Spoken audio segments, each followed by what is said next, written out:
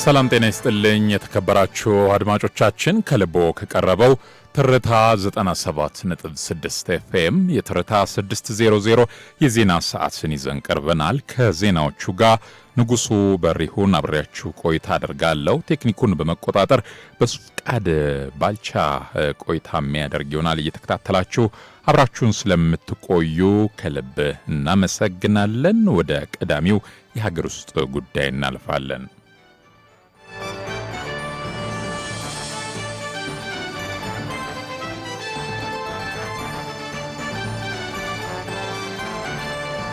ኢትዮጵያ የዓለም ንግድ ድርጅት አባልነት ድርድርን ለማጠናቀቅ ያላትን ቁርጠኝነት ገልጻለች። ኢትዮጵያ የዓለም የንግድ ድርጅት አባል ለመሆን የምታደርገውን የድርድር ሂደት በያዝነው 2026 ሳይጠናቀቅ ለመቋጨት ያላትን ጽኑ አቋም አስታውቃለች። የንግድና ቀጠናዊ ትስስር ሚኒስትርና በኢትዮጵያ ዋና የንግድ ተደራዳሪ ዶክተር ካሳሁን ጎፌ ከኢትዮጵያ የዓለም ንግድ ድርጅት አባልነት የሥራ ቡድን ሰብሳቢ አምባሳደር ሬቤካ ፊሸር ላምብ ጋር የበይነ መረብ ውይይት ባካሄዱበት ነው ይህንን ያረጋገጡት። በውይይቱ በቀጣይ መከናወን በሚገባቸው ወሳኝ ተግባራት ላይም የጋራ መግባባት ላይ መደረሱን የንግድና ቀጠናዊ ትስስር ሚኒስቴር ጠቁመዋል። ሚኒስትሩ ዶክተር ካሳሁን ጎፌ ከ17 የድርጅቱ አባል ሀገራት ጋር ከተከናወኑ የሁለትዮሽ ድርድሮች መካከል የዘጠኙ ድርድር ሙሉ በሙሉ ተጠናቆ በይፋ መፈረማቸውን አስታውሰዋል። ከእንግሊዝ፣ ካናዳ፣ የአውሮፓ ህብረትና ከሳውዲ አረቢያ ጋር የሚደረጉ ድርድሮች በጥሩ ደረጃ ላይ እንደሚገኙም ጠቁመዋል። ከስምንተኛው የሥራ ቡድን ስብሰባ በፊት ሙሉ በሙሉ ተጠናቀው ይፈረማሉ ተብሎ እንደሚጠበቅም ጠቅሰዋል። ከአሜሪካ ጋር አዲስ ሁለንተናዊ የሁለትዮሽ ውይይት መጀመሩ ሲገለጽ ከኮሪያ ሪፐብሊክና ከቬትናም ጋር ያሉ ግንኙነቶችም በተሻለ ፍጥነት እንዲቀጥሉ ድጋፍ ተጠይቋል። ኢትዮጵያ ስምንተኛ የሥራ ቡድን ስብሰባ በመጪው መስከረም እንዲካሄድ ፍላጎት እንዳላት ሚኒስትሩ ጥያቄ አቅርበዋል። ዶክተር ካሳሁን ጎፌ ከኢትዮጵያ የዓለም ንግድ ድርጅት WTO አባልነት የሥራ ቡድን ሰብሳቢ አምባሳደር ሬቤካ ላምብ በኢትዮጵያ ጉብኝት እንዲያደርጉ ይፋዊ ግብዣ እንዳቀረቡላቸውም ተገልጿል።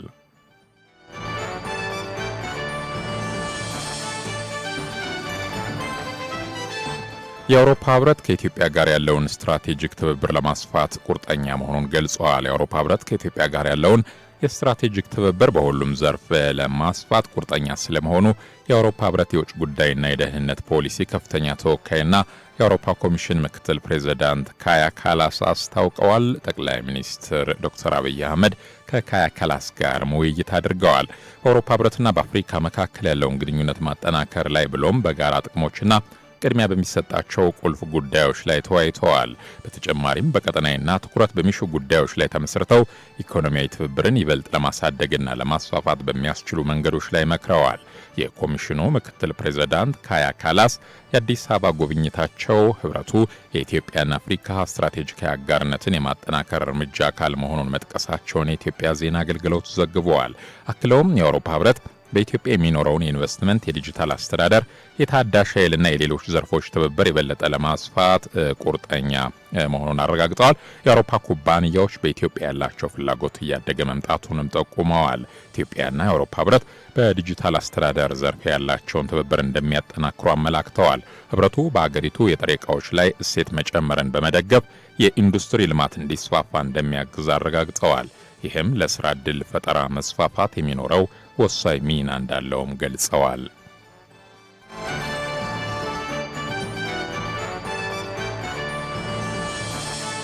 ዶክተር ጌዲዮን ጢሞቴዎስ ከኮፕ 21 ፕሬዝዳንት ሎረን ፋቢየስ ጋር ተወያይተዋል። የኢትዮጵያ የውጭ ጉዳይ ሚኒስትርና የኮፕ 32 ፕሬዝዳንት ዶክተር ጌዲዮን ጢሞቴዎስ ከኮፕ 21 ፕሬዝዳንት ሎረን ፋቢየስ ጋር የልምድ ልውውጥ ውይይት ማድረጋቸው ተሰምቷል። በውይይቱ ላይ የፓሪሱን የአየር ንብረት ስምምነት በመምራት የሚታወቁት ሎረን ፋቢየስ ጉባኤዎችን ስኬታማ ለማድረግ የሚያስችሉ ትምህርቶችና ግንዛቤዎችን ማካፈላቸው በመረጃው ላይ ተጠቁሟል። የአየር ንብረት ለውጥን ለመቋቋም የተገነቡ እንዲሁም ተጨባጭ ተግባር ለመቀየር እንደሚያስፈልግ አጽንኦት የተናገሩት ዶክተር ጌዲዮን ኢትዮጵያ ግልጽ፣ አካታችና በአባል ሀገራት የሚመራ የኮፕ 32 ሂደትን ለመተግበር ቁርጠኛ መሆኗን አስረድተዋል። አክለውም በዝግጅት በሎጂስቲክና በኮሙኒኬሽን ረገድ የተመዘገቡ ተጨባጭ እድገቶችን አብራርተዋል።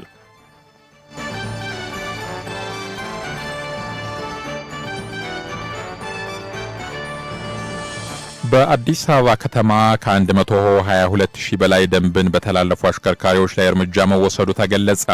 የአዲስ አበባ ከተማ አስተዳደር ትራፊክ ማኔጅመንት ባለስልጣን በተጠናቀቀው የ2018 በጀት ዓመት በትራፊክ ደህንነትና ሕግ ማስከበር ረገድ ያከናወናቸውን ተግባራት ይፋ ሲያደርግ በበጀት ዓመቱ ደንብን በተላለፉ በርካታ አሽከርካሪዎች ላይ አስተዳደራዊና ሕጋዊ እርምጃዎች መወሰዳቸውን አስታውቀዋል። ለአደጋ ተጋላጭነት ያላቸውን ፍጥነት ሳይወስኑ በማሽከርከርና በተለያዩ ትራፊክ ደንብ መተላለፎች በ122,099 አሽከርካሪዎች ላይ አስተዳደራዊ እርምጃ ተወስዷል ሲሉ የባለስልጣኑ የህዝብ ግንኙነትና ኮሚዩኒኬሽን ዳይሬክተር ወይዘሮ ገነት ዲባባ ለትርታ ተናግረዋል። ኃላፊው አክለውም በመንገድ ላይ በተደረጉ ተከታታይ የቁጥጥር ስራዎች ደንብን በተላለፉ አሽከርካሪዎች ላይ እርምጃዎች ተወስደዋል። አልኮል ወይም አደንዛዥ እጽ ወስደው ሲያሽከረክሩ የተገኙ 3356 አሽከርካሪዎች ደንብን በመተላለፋቸው ተጠያቂ ሆነዋል። የደህንነት ቀበቶ ሳያስሩ ወይም አብረዋቸው ለተሳፈረው ሰው ደህንነት ሳይጠብቁ ያሽከረከሩ 4471 አሽከርካሪዎች ተቀጥተዋል። ተንቀሳቃሽ ስልክ እየተጠቀሙ ሲያሽከረክሩ በጂፒኤስ ትራኪንግ ሲስተም እና በእጅ ቁጥጥር በተደረገ ክትትል የራስ መከላከያ ቆብ ሄልሜት ሳያደርጉ የተገኙ 1146 የሞተር ሳይክል አሽከርካሪዎች ላይ እርምጃ መወሰዱን የዘገበችው ባልደረባችን ብርቱካን ዋልተንጉስ ናት።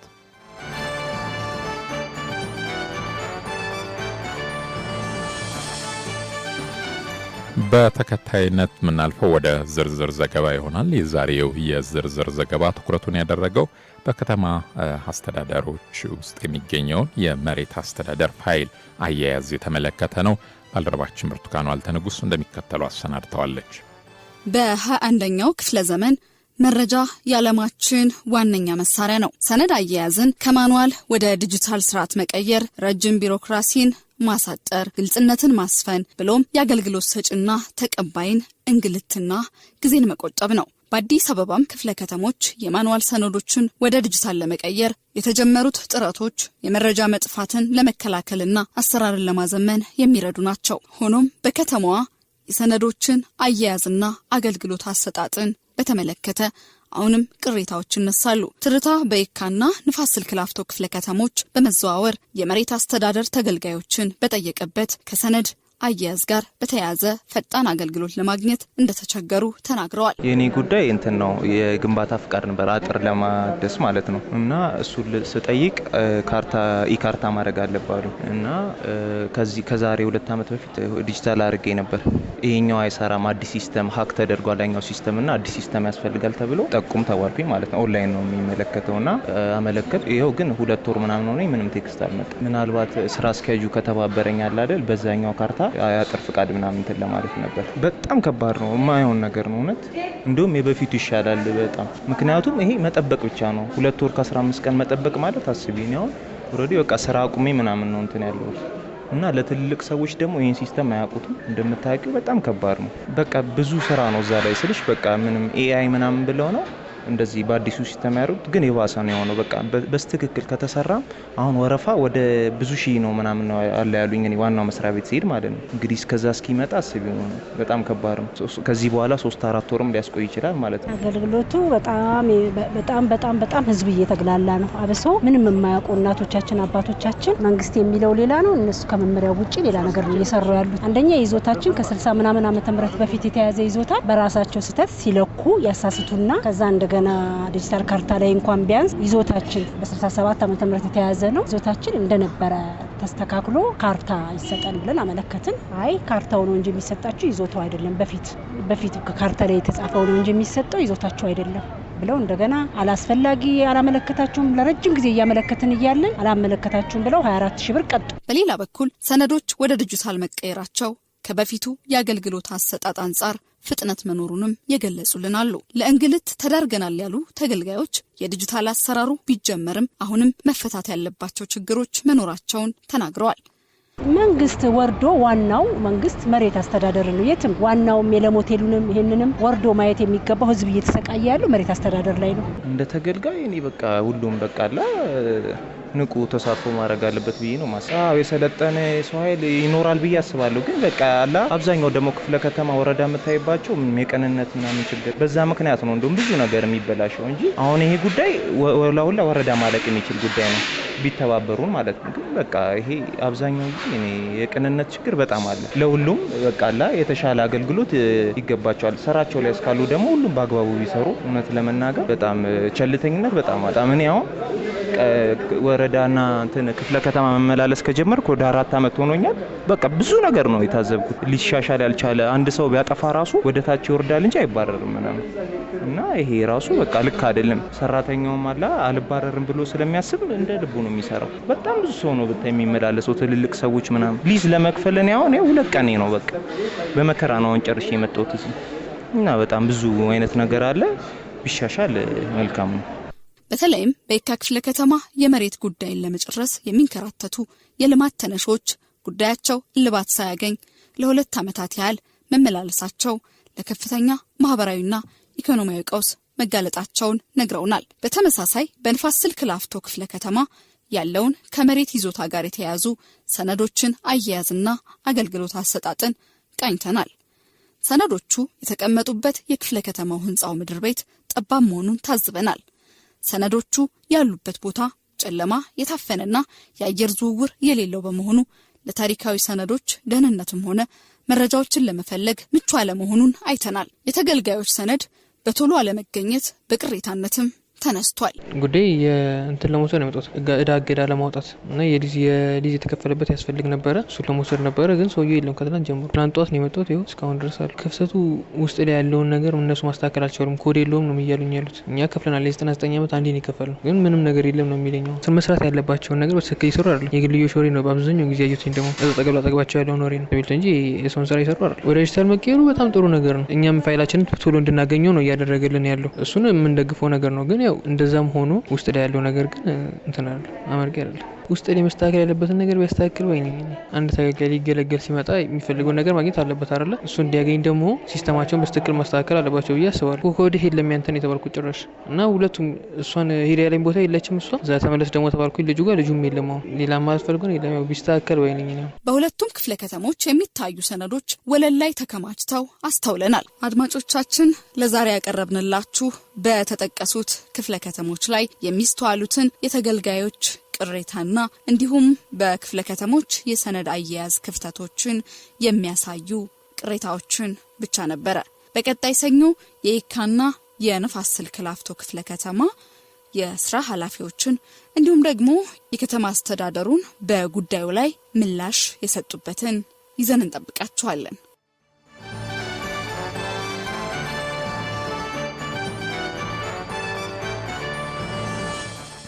ትርታ 600 ዜና ሰዓትን ነው በማድመጥ ላይ የምትገኙት። አብራችሁን ስለሆናችሁ እያደመጣችሁን ስለሆነ እናመሰግናለን። ከውጭ ምንጮች ወደ አሰባሰብናቸው ዜናዎች ስናልፍ የደቡብ ኮሪያ ፍርድ ቤት የቀድሞውን ፕሬዝዳንት በ2 ዓመት እስራት እንዲቀጡ ፈረደ።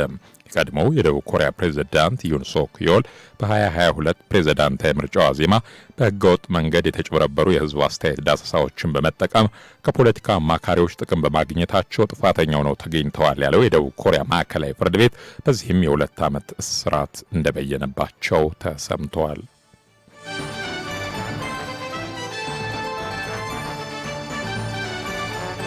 የነዳጅ ዋጋ መጨመሩ እየተነገረ ነው። አሜሪካ የኢራን ወደቦችን በመዝጋት ውሳኔዋ በመቀጠሏና በሆርሙዝ ሰርጥ የሚተላለፉ መርከቦች ቁጥር መቀነስ የነዳጅ ዋጋ በመጨመሩ እንዲቀጥል ማድረጉ ተጠቁመዋል።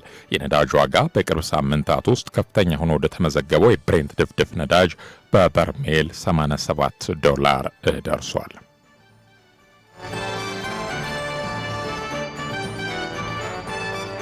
በተከታይነት ወደ አጫጭር የቢዝነስ ዘገባዎች የምናልፍ ይሆናል። የቢዝነስ ዘገባዎችን ከዚህ በመቀጠል የምናሰማችሁ ይሆናል።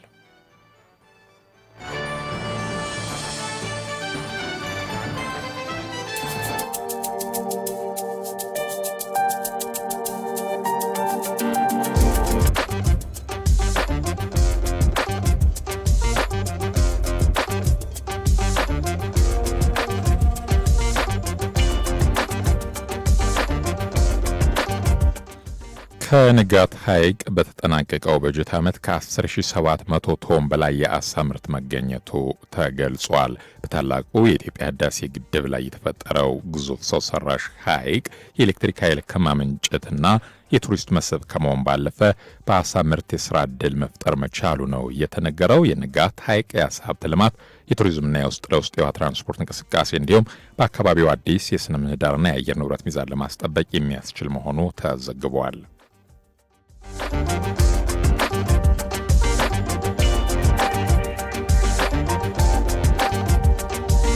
በ2018 በጀት ዓመት 8985 ኪሎ ግራም ወርቅ ለብሔራዊ ባንክ ገቢ መደረጉን የቤኒሻንጉል ጉሙዝ ክልል ማዕድን ቢሮ አስታውቋል። የቢሮው ኃላፊ አቶ ቱጃኒ አደም በ2017 በጀት ዓመት 4779.71 ኪሎ ግራም የወርቅ ምርት ለብሔራዊ ባንክ መግባቱን ያስታወሱት ኃላፊው በ2018 በጀት ዓመት እስከ ሰኔ ወር ድረስ 8985 ኪሎ ግራም ወርቅ ለብሔራዊ ባንክ ገቢ መደረጉን ለኢትዮጵያ ፕሬስ ድርጅት ገልጸዋል።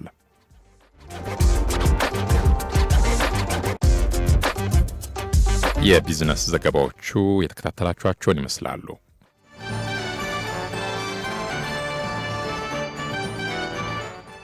ከልቦ በቀረበው ትርታ 97.6 ኤፍኤም የሐሙስ ሐምሌ 9 2018 የቀን የትርታ 6:00 የዜና ሰዓት የተከታተላችሁትን ይመስላል።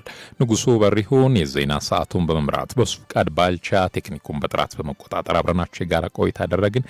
ከቀሪ የትርታ 97.6 ኤፍኤም ፕሮግራሞች ጋር ሰናይ ቀን ይሁንላችሁ።